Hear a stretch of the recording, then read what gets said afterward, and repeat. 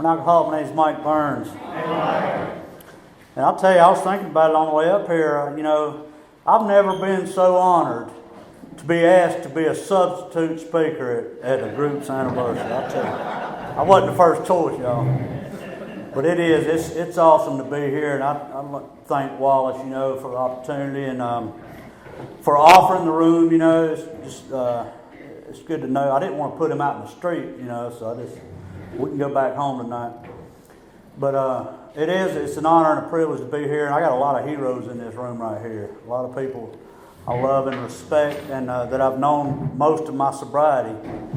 And my home group is the Etowah, the big town group in the small town of Etowah, North Carolina.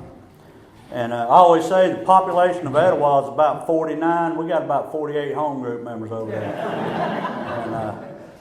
But we're actually celebrating our 9-year anniversary tomorrow night up there. And if anybody wants to head up toward the hills and the mountains, you know, come on up. We'd love to have you up there. I have a sponsor. His name's Bob M. He lives down in Greenville, South Carolina, and he has a sponsor. But I'll tell you, the big town group, man, I love my home group. We have 3 meetings a week, and on Tuesday night we have a closed big book study. And the chairperson is the only one who reads, and they study the history behind what they read out of the big book, out of other conference-approved literature, and they bring that to the meeting. And the last Tuesday of the month we do a tradition. Friday night we have an open speaker meeting. Sunday night we have a closed step literature study, and the chairman has a choice, you know, 12 and 12 of the big book. And also the last Sunday of the month we study the book Comes of Age, our history. And if there's a 5th Sunday of the month we do a concept. And it's been really good. And I'll tell you, I really believe that's what's how our group grew so fast, was people were hearing the history. And I don't know about y'all, but when I'm reading the history out of our literature, there's a lot of funny stories of you know, because all the traditions have been broken, and there's so many funny stories, and you can read that stuff and you don't even realize you're learning about traditions from the mistakes they made. And it's just, that attracted a lot of people to our group, and you know, that's pretty awesome. We also believe in carrying the message to the alcoholic instead of sitting and waiting on them. And we go into 2 different jails every week, and also a detox every Thursday night for about 8 years now. And also, you know, I just recently started talking about this. Back in 2007 and 8, we were a young group, and we had heard there was a guy in our corrections committee that is a retired Marine, and he said, Mike, I found a couple chaplains over in Iraq, and said, you think we could send them some CDs, you know, to give some of them guys over in the groups some, you know, AA speakers? I'm like, man, yeah, you know, and I give them about 150 to send over there. And they started emailing us. And one of them was the Bullets and Bottles group in Mosul, Iraq. And they were military guys. And then the other was a backdoor, called the Backdoor Group, and it was in Mosul. And the Backdoor Group, they called it that because if you tried to go in the front of that church, a sniper would shoot at you. And those guys would have to go in the back door of that church to have an AA meeting. And we sent them, and our group started sending them big books and grapevines and CDs, and we did that for about 1.5 years. And I was telling that story up in Maryland a few months ago, and this guy came up to me and he said, check this out, and he had a medallion, and it was shaped like Mosul, Iraq, and it had the Bullets and Bottles group. And I said, where did you get that at? And he was a Vietnam vet, and he'd been taking meetings into, or he was in the VA hospital in Baltimore, Maryland, and the guy bringing the meetings into him was a guy who was a member of the Bullets and Bottles group in Mosul, Iraq. And that's incredible to me, you know, and that just, you know, it rung my bell to realize, you know, it don't matter where you are in your life. If it's your old stomping grounds in your own neighborhood with seeing the drunks go by or whatever, these guys are in a war zone, man, and they can stay sober in Alcoholics Anonymous over there. That's just incredible to me. So, you know, that was a great experience. And But I was born in Charlotte, North Carolina back in '63, and I was born into a good family. My dad left my mom when she was pregnant with me, and I had 2 sisters and a brother, and I was on the way, and my mom couldn't work, so my grandparents took us in their home, and they added on to the house to make it bigger, and it was a good home to grow up in, and it was, they were real active in a Lutheran church, and my grandparents made sure all the kids went to church, and so I had a good upbringing there, and I remember I was scared to death of people. If you weren't in my family, I was afraid of you as a little kid.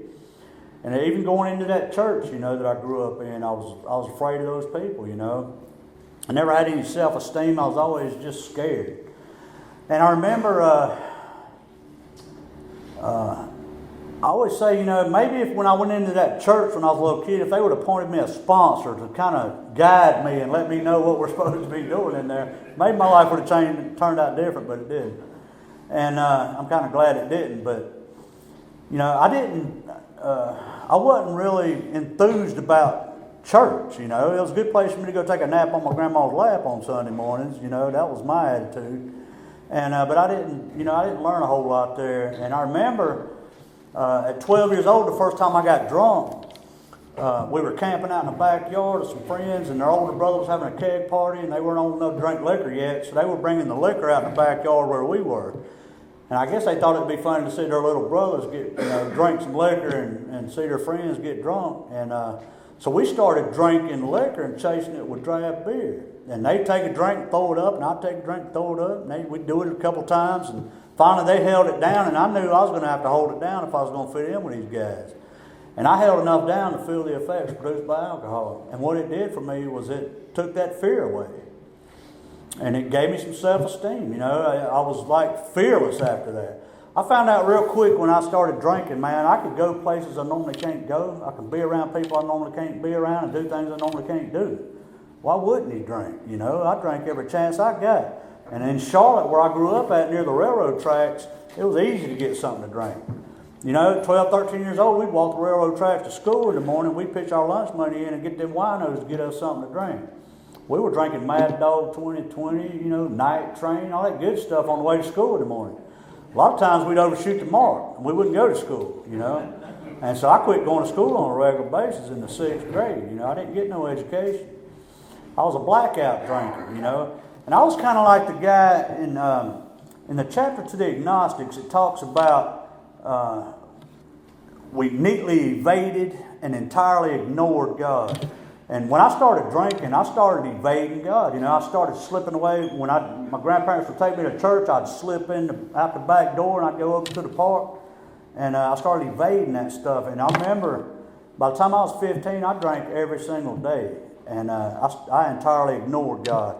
And when my first sponsor started reading out that big book to me about selfishness and self-centeredness, that we think is the root of our problem, I could identify with what he was sharing, I was self-will run riot from the time I was 15 years old till I got to y'all.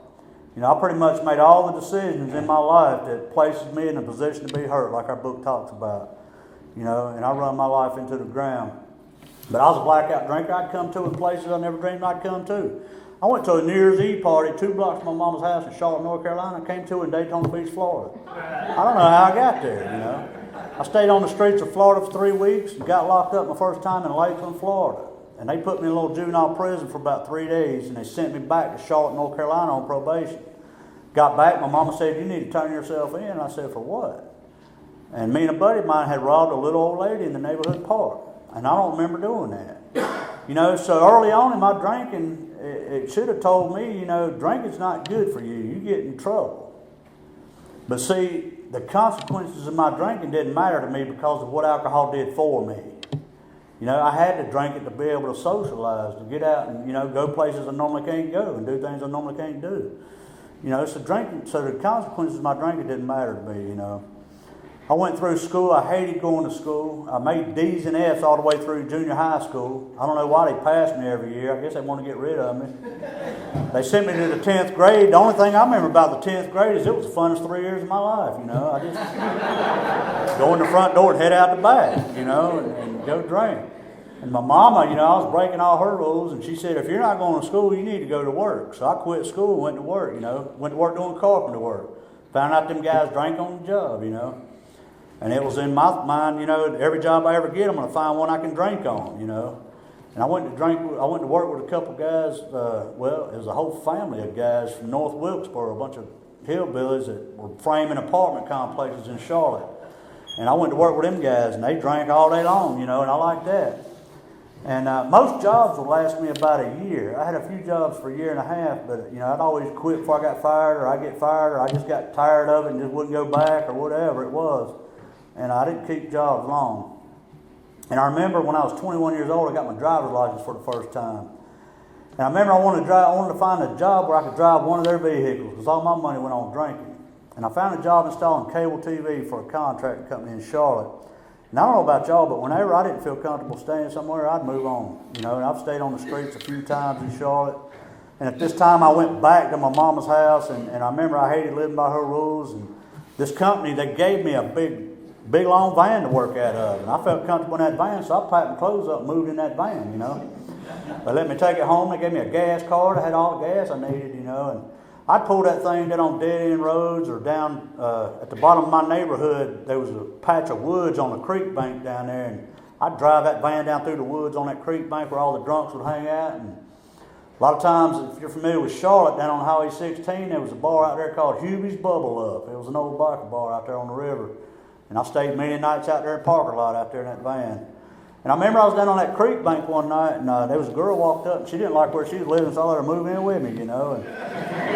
And my best friend was 23 years old. His daddy wouldn't let him in his house, but he let him sleep out in his backyard in a 56 Chevrolet station wagon. And his girlfriend moved in with him, you know, and they lived out there in that car for 3 years. And his daddy did let him have a drop cord to hook power up out there in that car. And he got him one of them strip plugs where you hook 6 different appliances up to it. Had a little heater for the winter, a fan for the summer, a little color TV, stereo, you know. And doing the work I did, I hooked his HBO and Cinemax up out there for him. And when me and my girl was riding around drinking, a good fight come on HBO, we'd go over to their house and climb in there, you know. And I don't know about y'all, but 2 couples drinking in tight quarters like that, stuff happened. And we roll out in the backyard fighting, and finally his daddy got tired of it and runs all off, you know. And being the good friend I was, I let them move in with us. It wasn't long after they moved in, things started going downhill. And but I remember we was out by Hubie's, and there was a trailer park on the other side of the river, and one of them drunk trailer parks, the whole trailer park was drunk. And I worked with a bunch of the guys that lived out there, and they, one of them boys said, Mike, my boy ain't never been to a bar. I said, well, I'll take him, you know. And I took this guy to Charlotte, and we started hitting all these bars on Central Avenue. And I remember I bought me a 5th of George Dickel White Label, and I was chasing it with his Budweiser. And we're riding, hitting all these pool rooms and beer joints. And I remember I told that boy to grab the steering wheel so I could take a drink, and he did. I took a drink of that liquor and chased it, and the blue lights came on. And I remember I pulled over, and that cop come up to my window and asked the cop, I said, was I speeding? And he said, no, you crossed that center line back there.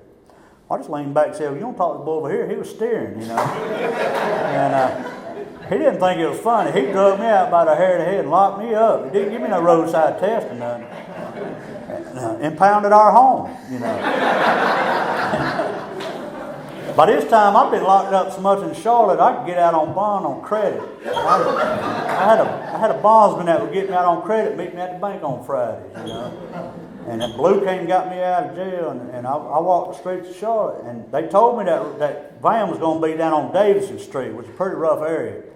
And I got down there about daybreak and waited for them at the Hunter Record Company to get that van out, and they wasn't going to give it to me, but they did. I begged and pleaded and cried a little bit, crocodile tears, and they gave it to me.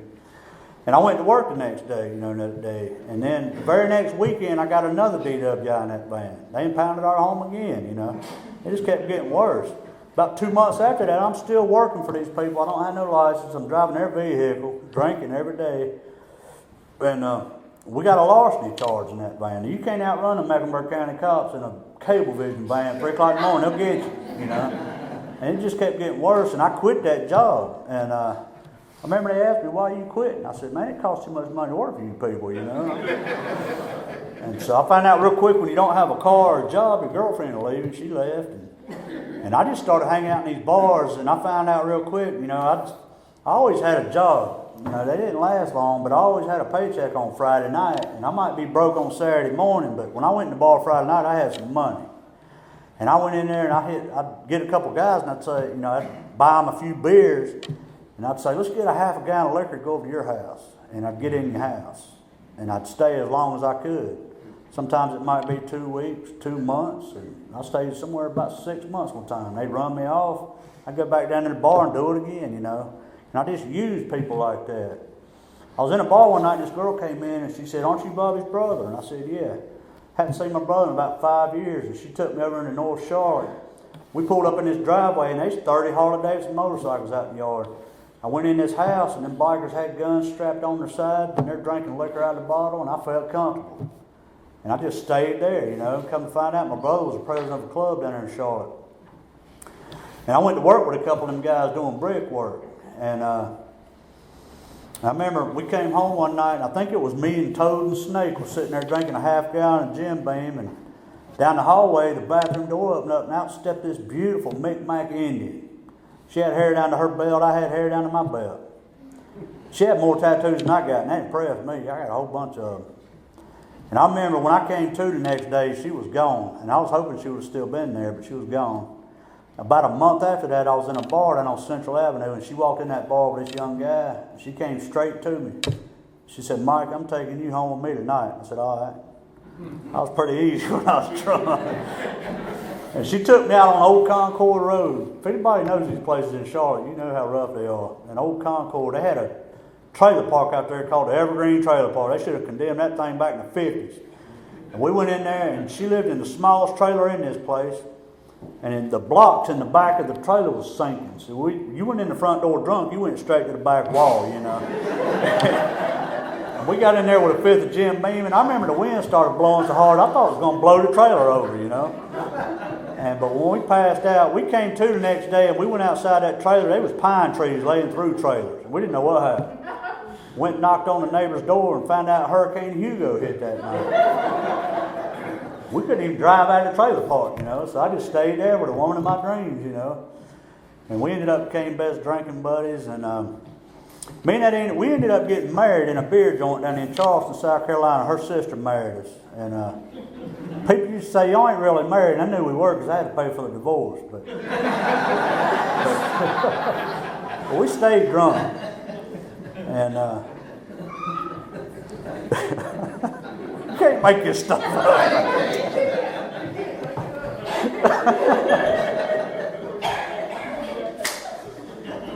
I believe this guy's been there. He's been there. But we stayed drunk, you know, and last time I came to in a jail cell, laying on the floor, and I didn't know why I was in there, and I had some papers in my pocket, and I read the papers, and the paper said I assaulted a female in a ballroom. I don't remember that, you know. And I remember I got out on bond, and I went home, and I walked in this little efficiency apartment we were living in, and all her stuff was gone. She had 2 boxes sitting by the door. And I remember I started drinking, and it wasn't long after I started drinking, she came in the door with one of her friends, and I saw who I hit in that ballroom, and I put 15 stitches in my wife's head right here. And that tore me up, you know. And she got her stuff and got out, and I got evicted out of this place. And I was walking the streets at night, you know, and I didn't know that there was people who lived like that found a way out through Alcoholics Anonymous. I never heard of AA. I was 28 years old. Never heard of treatment for alcoholism, you know. Never heard of that stuff. And I remember I found her over in North Charlotte and begged and pleaded with her to get back together. She said, Mike, if you move back to your mama's house and quit drinking, we might get back together. Well, that's the last place I want to go at 28 years old, back to my mama's house. But I'd walk the streets, and finally I give up, you know. I was tired of living like that. And so I went back, I went to my mom's house. My mama always told me I could come home. And I never would. I always said I was too proud to go home. I know today I didn't want my family to see me in the condition I was in. And I remember when it wasn't long after I went back home that we had to go to court, and she got there before I did, and she tried to drop the charges, and they wouldn't do it. And I remember the DA read the charge to the judge, told him what happened, and the judge looked at my wife and said, what do you want to do with him? And she stood up and told that judge, said, Mike's a good man, said he works hard, he helps his family when they need help, but he's crazy when he drinks. Well, I drank every day. She sat down and he told me to stand up, and I stood up.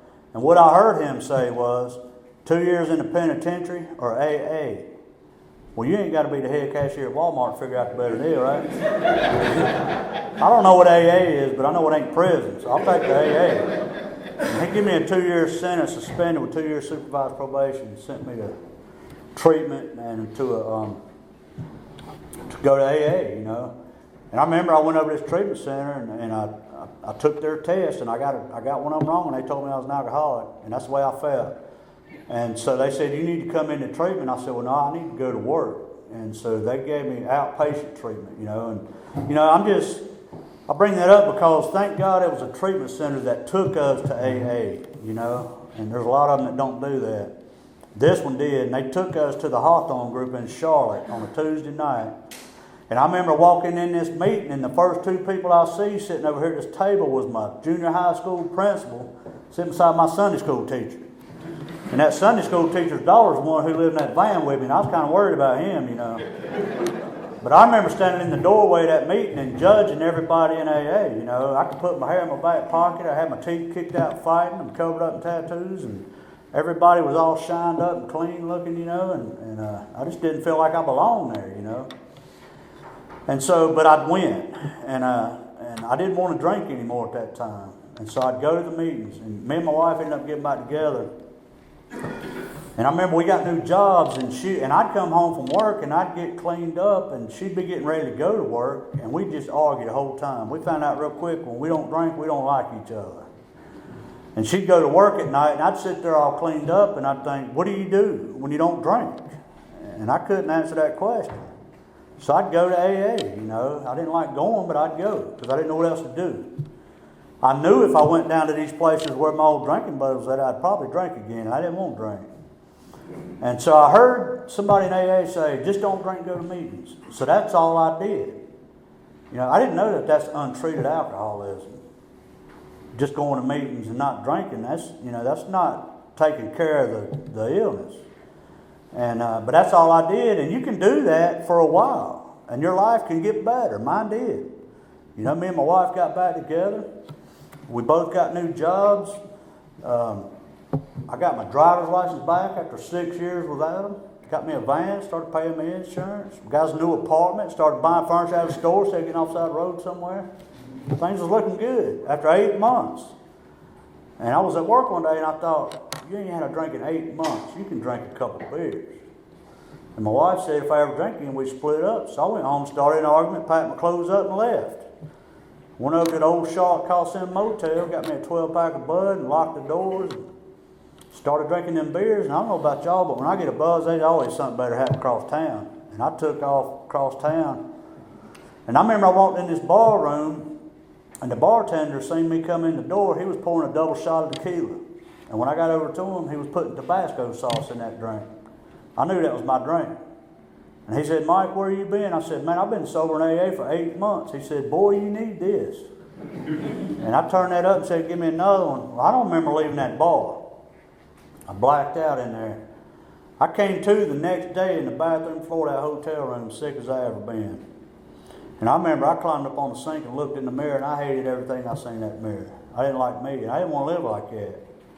I used to say, I don't know why I came back to AA that night, and my old sponsor Buck told me, he said, you go to AA meetings for 8 months, AA put a booger on you.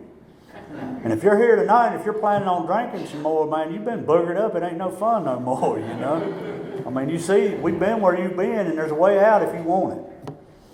And I came back that night, and that was September the 17th of 1992. And by God's grace and you people helped me, I hadn't had to drink since then. And my wife ended up drinking that same weekend and stayed drunk for a couple of weeks. And I lived in my van. And I went to meetings and I went to work.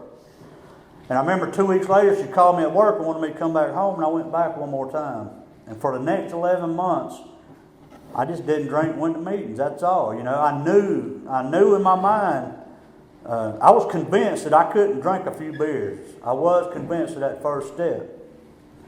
But I wasn't convinced I had to do the rest of this stuff, what y'all had to do to stay sober. I wasn't convinced of that. And for 11 months, I just came to meetings.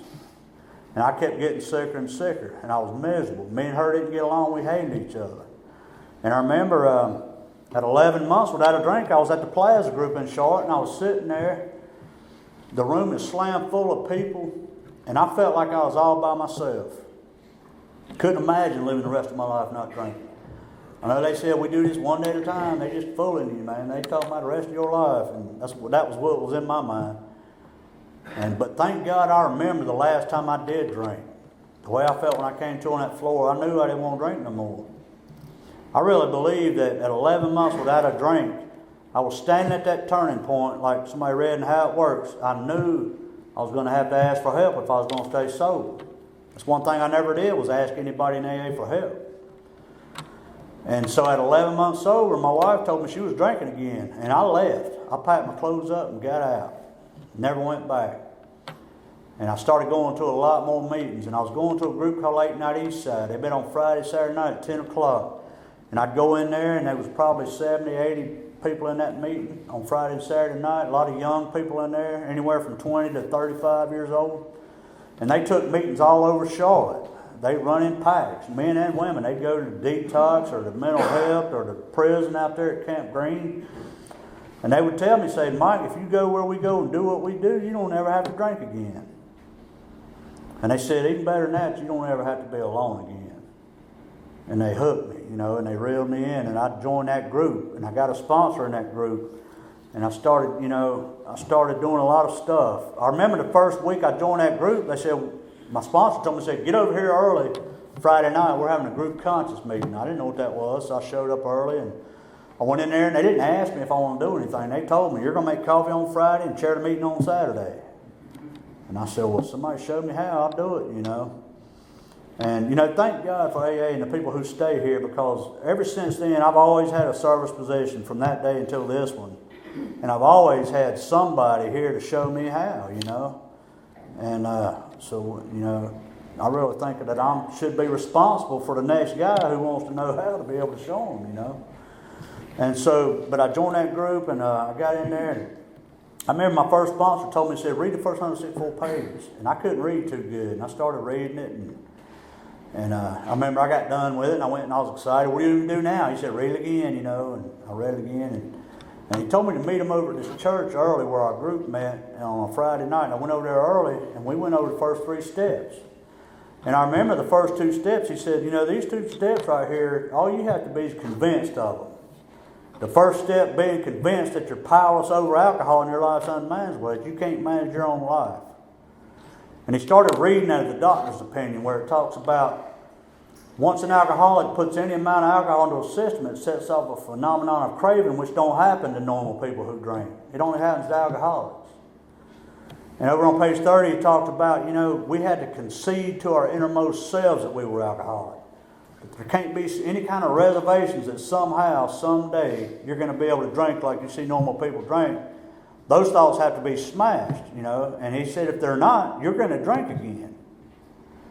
And I said, well, man, I pretty much proved that to myself. I came here for 8 months and I drank again. I was going to try to drink a few beers and I ended up in a blackout. I know I can't drink a few, I was convinced of that. And he asked me if I believed in God. And I said, well, yeah, I believe in God. I just don't have no faith in it. And he said, well, the second step says all you have to be is willing to believe in something. And some kind of power greater than yourself. And he read a lot to me, He read this one paragraph where it talks about thousands of men and women, world indeed, flatly declare that since they came to believe in a power greater than themselves, took a certain attitude toward that power, and did a few simple things, that they've had a revolutionary change in the way of their living and thinking. And he said, that can happen to you. And I said, really? And he said, all you have to be is willing to believe in something, and we can move on to the third step. But before that, he talked a lot about the insanity of alcoholism. And I think it's a chapter more about alcoholism. There's 4 or 5 great examples of the insanity of alcoholism. And he explained to me, that when I was without a drink for 8 months, when I was at work that day, that my mind told me, you ain't had a drink in 8 months. You can take a drink. You can drink a few beers. It'll be all right. That's the insanity of alcoholism, he said. It centers in your mind. And I could identify with that stuff, He shared some stuff about himself. And we started talking about Am I going to get that? I don't know. Was that a tornado warning? But, so we started talking about the third step, turning my will, my life over to care of God as I understand. And what he did was he started reading out of the book, that selfishness and self-centeredness, that we think is the root of our problem. And cell phones are the root of her problem.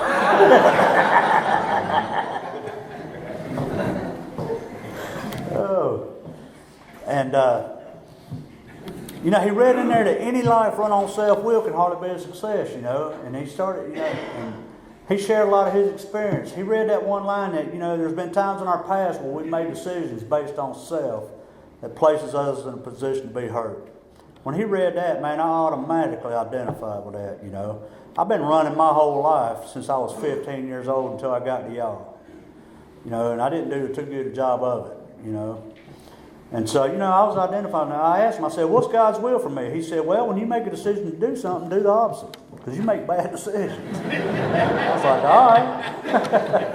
I'd come home from work, be wore out, and I'd get cleaned up, lay on the couch, watch TV, and I'm thinking, well, I don't need to go to a meeting tonight. And then his voice would come in, do the opposite. And I'd go to the meeting, But I just started doing that stuff. And I remember he pulled out a 4-step inventory, his, and he showed it to me. He said, this is what we're going to do now. And he read out the book to me, showed me those columns, and he got me right into an inventory. And, from 4 through 9, it was all about getting all those deep, dark secrets, all that hate, resentments, fears, all that stuff on paper, getting it out, and cleaning up the records of my past. And I found out that's what's been blocking me from God my whole life, was all that stuff, man. And I really believe if I'd have held anything back, I'd still be blocked from that power. I was able to share everything with a sponsor, and I'm grateful for that, And I was able to go back and clean up the records of my past. When I was about a year and a half sober, I had me an apartment, and I was proud of that. I started buying antiques, and I put them in there, and I was proud of this stuff. I got home from a meeting late one night, and sometime during the night I rolled over, and my arm went underwater. I was 3 years sober at this time. My arm went underwater, and you can imagine what I thought. And I thought, well, I don't do that no more. I quit drinking, right? But I got out of bed, and it was waist deep, and I was in shock. And I remember I had a camera on the entertainment center. I started flashing it around in there, and I grew up on this creek bank drinking liquor, And when the water would rise, when it rained real hard and the water would rise, snakes and rats and all kinds of stuff would come through there. And I knew I needed to get some clothes on. And I went back through the hallway where the toilet used to be, and it started bubbling. I thought, here they come through the pipes, And I was scared to death, man. I put my clothes on, I went outside, and I stepped out, and the water came up to here, out my back porch. And it had rained so hard, so fast, it flooded out 280 apartments down there, and Doral Cavalier apartments down there, and this was in 95. And I couldn't get on my knees and pray. And I just looked up, and I said, God, help me. And he answered my prayers. Help people get out. And so I started trying to help my neighbors get out, and that became automatic, from practicing these steps in my life. It was automatic. When I was in trouble, I knew I needed to ask for help, automatically. And that's the first time that I can remember that happening to me.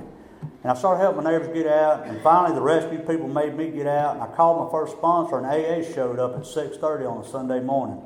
And they stayed with me till the water went down about 1:30 that afternoon. And we walked in that apartment, and I had lost everything. Everything was trashed. All of my antiques was gone. My van was underwater all the way up to the rearview mirror for 7 hours.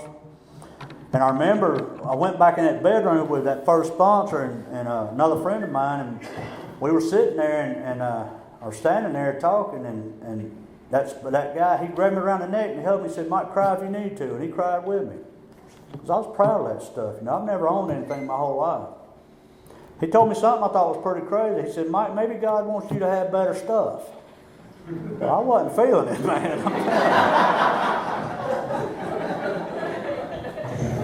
He took me back in, he took me in his home, and I stayed with him for about a month till I could get back on my feet. And AA took care of me. They took me to meetings, they picked me up, they took me to work, they picked me up. You know, they gave me clothes. They gave me, just I'd go shake somebody's hand at a meeting I never seen before, and he'd turn around, walk away, and leave a $20 bill in my hand. You know, and people knew what I was going through, and they were helping me out. And what happened was, you know, I got me another place, and I'll tell you, I can look back over my past today, and I can see exactly what happened to me. I can't really see it when I'm going through it like that. But what happened, man, that was one of the best things that could have happened to me then. When I'm going through it, I can't see that. But what happened was, you know, these people at these apartments, they said, Mike, the Small Business Administration is giving loans down here for disasters. I'm like, man, ain't nobody going to loan me no money. And I went down there, I just took the action.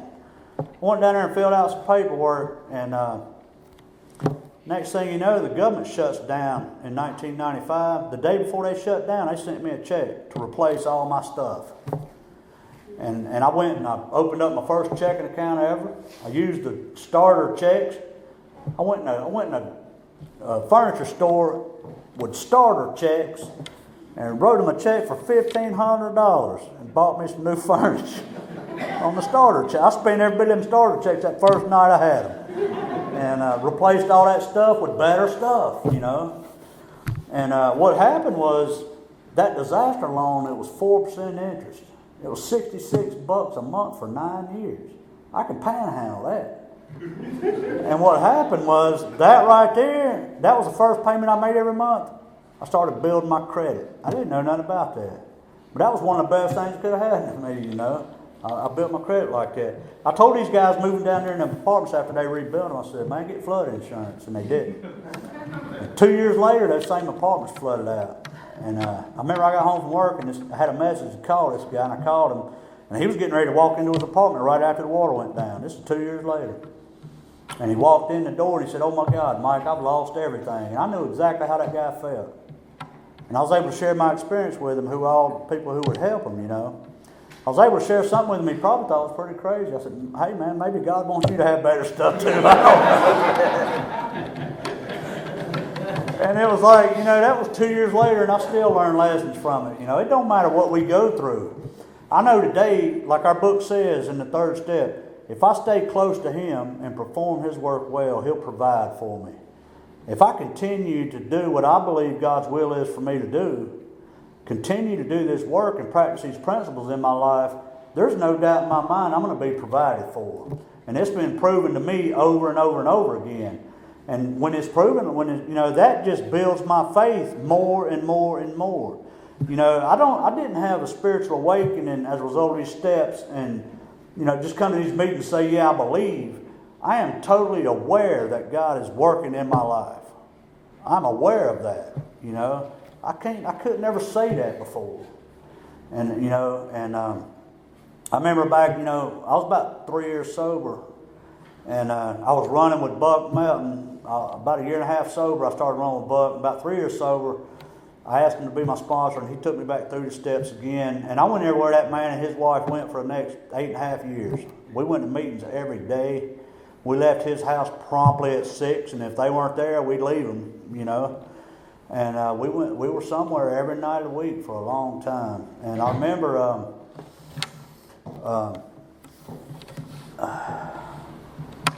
back in I think it was 96, my mom was having some hard times. And I remember I went up to visit my mom around Thanksgiving, and I walked in this house I grew up in, and she lived by herself. And, you know, I walked in, and it was so cold in there you could see your breath. And I opened up the refrigerator, and it was about empty, and my mom looked like she was about to starve to death. And I remember we went down through the living room, and all her furniture was gone. And we went back into her bedroom, and she had this little tiny heater. She was trying to stay warm back there. And I remember sitting down talking to my mom, which is something I never did. And I asked her, what happened? You know, what's wrong? And she had lost her job and didn't tell nobody. And she was paying her bills by selling her antique furniture. And they had already cut her heat off. And I remember it hurt me to see her living like that. And I went home that night, and I used to say I thought I'd be selfish if I didn't go help my mama. And I remember I went up there the next day and I said, can I come back home? the last place I wanted to go when I was 28 years old. I'm in my 30s and I want to come back home. And I was able to go back up there and bring all that better stuff up there and share it with my mom. And I remember I'd come to meetings and I'd ask you guys, why can I come here and I can hug any one of you and tell you I love you, and I can't do that with my own mama? And they said, all you got to do is just do it. And it wasn't that easy. And I remember I was at home one night and she come walking down the hall and I grabbed my mom and I hugged her and I told her I loved her. First time I can ever remember doing that. And she said, I love you too. And it got easier. And I started doing it more often. And it got to where I did it every day. And I remember I'd get home from work and I'd sit down at the dining room table with her and we'd talk. Something I never did with my mom. And my mom's helped people her whole life. She started out when I was a little tiny kid. I remember 4 or 5 years old. I remember walking to school with her. She was a teacher. And she was reading medical books and she ended up went and took a test and became an RN back in the 60s. You could do that back in the 60s, I guess. And that's what she did. She worked at the ER down there at Presbyterian and Mercy Hospital there for years. And I remember she got to where she couldn't, my grandparents were dying and she quit her job and lived on their Social Security and took care of both of her parents who adopted her when she was 2 years old. And they both died at home under her care. And then she went back and she started taking in-home patients to take care of them. They were supposed to last maybe 6 months at the most, and then she'd get a new patient. The first one she got lived 3 years. It's like she became part of the family. And my mom said, I ain't going to do that no more, so she quit. She didn't do that no more. Started taking care of infant babies. She's always took care of somebody. And here she was by herself, and I learned all that stuff from my mom, And I remember she started telling me about my dad. I asked her about it. I said, what about my dad? How was he? And she said, Mike, your dad, and he was the number one on my resentment list. He left my mom with 4 kids, never gave her a dime, and I hated that man. And she told me, she said, Mike, your daddy was a drunk. Said he lived on the streets of Charlotte. When he was 15 years old, he lived on the streets of Charlotte. He'd been locked up hundreds of times, public drunk. Him and his best friend went to prison on an armed robbery charge, drunk. Him and his friend rolled a convertible car and killed 2 prostitutes. And my mama said, hey, you're just like him. And when she told me that resentment washed away. Because I knew exactly, I knew right then that my dad was a sick man. There's no way, if I would have had any kids out there the way I was living my life out in the streets of Charlotte, there's no way I could have took care of a kid if I'd have had a kid. And I know today that my dad cut us a break. There ain't no telling what would have happened in my life if he would have stayed there. So that resentment washed away, man, and that was incredible. I was telling Lyndon before the meeting I was able to send him a letter. I found out he was out in Oregon. And I was able to send him a letter and let him know I didn't hate him. And I'm grateful that I was able to do that because it wasn't long after that he had died. And my mom back in 98, my mom was having a hard time breathing, and I was supposed to go up to Blackstone with Buck in Virginia, and my mom was sick, and nurses are the hardest ones to try to go to the doctor. She didn't want to go, and I told her, I said, well, if you're not ready in the morning, I'm going to pick you up and carry you. We're going to the doctor. And I took her to the hospital that Thursday morning, and they did some x-rays, and they put her up in a room, and I stayed with my mom that day, from that morning till 7 o'clock that evening. And my mama said, Mike, there's nothing you can do here. You need to be with those AA people up in Virginia. And she loved you AA people. She didn't know who you were, but she loved you. She knew that AA saved her boy's life. And I hadn't talked about this much, but I have recently started talking about it. And my mama would ask me, say, Mike, when are you going to take me to an AA meeting? And I was embarrassed. And I'd make up excuses why not to take my mama to an AA meeting. Because you never know at an open AA meeting what the guy behind the podium is going to say. And my mama was a good Christian woman, and I didn't want to take her to a meeting where some guy gets up there and starts cursing and acting like a fool up there in a spiritual program that saved her boy's life. I didn't want my mama to see AA to be like that. So I'd make up excuses. And I don't remember what year it was, but I remember Dave C. from Raleigh was coming to speak at Bill C.'s 30th anniversary in Charlotte at the Queen City Group. I knew my mama was going to see AA at its best. And I was able to take my mama to this meeting. And she had heard a lot of people's tapes. Because when I'd help Buck, he'd give me a set of tapes and I'd throw them on the table and she'd listen to them. And she knew about 5 or 6 people just by hearing their tapes, you know. And she absolutely loved Alcoholics Anonymous. And I'm so grateful that that was what she got to see as AA to be. A spiritual program. You know, and I was able to be there for my mom when she died. What an honor that was. I remember late at night she'd climb in my bed and she'd be crying, and all I could do was just hold her in my arms. I didn't know what to say to her. I just hold her. And I reflected on my past, and I remember going up on these railroad tracks one night with a pint of Everclear, chasing it with Budweiser. I don't remember coming off them tracks. I came to the next day in the living room floor of that house, and my mama knew about alcoholism. My mama was laying in that floor holding her baby boy in her arms through his sickness. And thank God y'all taught me about being responsible. And I was supposed to be there with my mom and be able to hold her in my arms through her sickness. You know, what a great honor that was, you know. And she died and she left me in my childhood home. And a lot of y'all know my wife, Kathy. We met down in Myrtle Beach in '93. I was in my Greg Allman phase, and she was in her Liz Claiborne phase at the time. She was married at the time, but I became friends with her and her husband and the Primary Purpose group down in Myrtle Beach, old George and Marie and a bunch of them folks. And in '95, I was actually recording her at Camp Monroe, and she was getting ready to take off travel nursing. And I remember telling her that weekend, I said, I probably won't ever see you again. She said, we'll see each other again someday. 5 years later, she ended up coming into a meeting in Belmont, North Carolina, where me and Buck were sitting there. And the new guys from the treatment center was hitting on her, and she'd come sit in between me and Buck. She knew she was going to be safe in between us. And then came the day where I found out later that she was supposed to get on a 9th step before she could ask me out. And she did. She 13-stepped me, y'all. But we just celebrated 14 years of marriage, man. And we've got an incredible life together, man. She loves Alcoholics Anonymous. She was going to come tonight, but she had made a commitment to do some step work with a sponsee up there tonight. So I got to bring one of mine with me. But man, I'm telling you, it's you know, we've got a great life, me and Kathy. We talked about our dreams about building a log cabin on top of a mountain, and those dreams came true. We built a log cabin 2,800 foot up on top of a mountain, and as far as you can see to the west, nothing but rolling hills. As far as you can see, just absolutely incredible. And we shared that house with hundreds of AA people. AA would come up and spend weekends with us, and sometimes when we were traveling, we'd let people come up from out of town and stay the weekend up there. And a lot of time on every 4th of July, we'd have a pig picking out there, people camping up there on the mountain. Hell, I even got the chaplain from the jail down in Brevard to come up and marry a couple on the deck from Durham up there one time. It's about 75 drunks up there, sober. And we found out, too, that we can also still make bad decisions. Don't matter how long we've been sober. You know, we wanted that house and we wanted it right now, and we couldn't afford to live in it.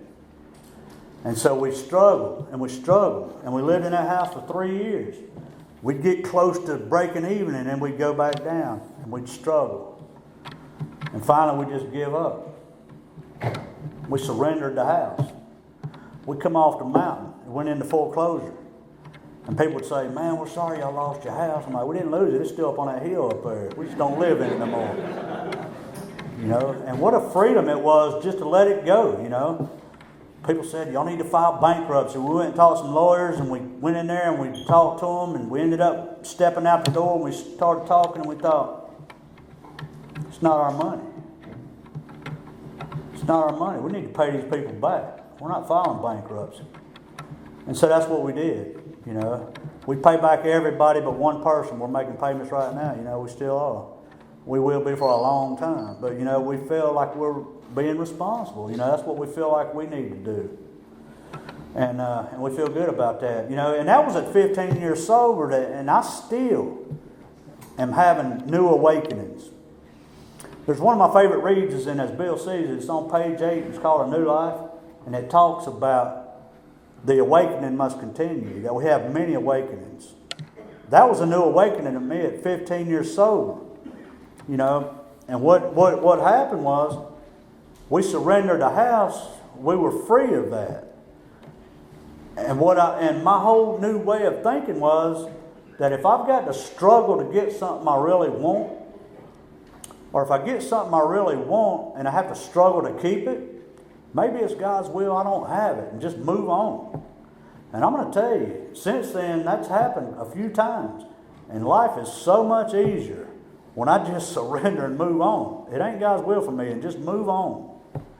You know, and that was a new lesson at 15 years old that I learned, you know. I heard a story about a man who lived out on the beach, and every morning he'd get up and he'd walk. And this one morning he was walking, he saw way off in the distance somebody was picking something up and throwing it in the ocean. But when he got down there, he saw where thousands of starfish washed up on the beach. And he got down there and he asked the guy, "What are you doing?" He said, "Well, I'm throwing these starfish back in the ocean." The guy said, "What difference can you make? There's thousands of them. Thousands." He picked one more up and he said, "It makes all the difference in the world to this one. Throw him in the ocean and give him his life back." I can identify all that. The way our book talks about the way we roar through people's lives like a tornado. I know today that my alcoholism affected everybody I come in contact with somehow out there when I was drinking. And I really believe that the wind stopped blowing that morning and I ended up in that courtroom. I know today that judge knew more about me than I knew about myself. That judge was sober a long time in Alcoholics Anonymous. Out of the thousands of drunks that went through his courtroom, I was one he picked up and threw in the rooms of AA. And as a result of becoming willing to ask another man to help me, and to work these steps and try to practice these principles behind those steps a day at a time in my life, there's no doubt in my mind his program saved my life. No doubt. And I'll guarantee you, if you're new here tonight, and if you're wondering if this thing will work for you, look around these rooms and find somebody that's talking about God, talking about working steps out of the book, talking about and doing service work. And notice that the ones that's doing the service work are the happiest ones here. And go up and ask them, say, "Hey man, have you worked the steps?" If they say yes, say, "Will you help me?" And I'll guarantee you, if you just try to work these steps, half of what you put into your drinking, I guarantee you it'll absolutely save your life too. You know, I've had the privilege to do a lot of things in AA. I've been in a lot of prisons, a lot of jails, and a lot of detoxes. I've tried to sponsor a lot of guys. And I know today that as a result of working those steps and having that spiritual awakening, you know, the big book says if I try to carry this message to the still suffering alcoholic, that I'm going to stay sober. So I just try to carry this message. And then, you know, in the forward of the second edition, it says that it also indicated that strenuous work, one alcoholic with another, was vital for permanent recovery. We could stay permanently sober. There's people in this room that's living proof of that you can come in here one time and stay sober for a long time. You know, and I'm grateful that I know that message. Because there's a lot of activities in Alcoholics Anonymous. But if I continue to try to carry this message and try to practice these steps in my life a day at a time, guarantees me I'll stay sober. I'd like to thank Wallace again. I've had the privilege of, I don't know if y'all have heard about this, but Alcoholics Anonymous is coming out with a new video for It Sure Beats Sitting in a Cell. They're updating it. And North Carolina was picked as one of the states to use their prison system. And Missouri and California. And Steve M. called me up and said, "Hey, would you go with me and record these guys?" And a couple weeks ago, I had the privilege of going into 4 different prisons with Steve, and he did some interviews that's possibly going to be, and I'm pretty sure that those guys will probably be on that new video that AA is going to put out, man. And what an honor to be able to be a part of something like that that's going to be, you know, sent out that available for our fellowship is absolutely amazing to me. And I've got a lot of respect for Wallace and Tom and a lot of people in this room that's continues to show me that how important it is to try to carry this message to the still suffering alcoholic, no matter where they are. You know, and I'm grateful for that y'all are in my life, and thank y'all for listening.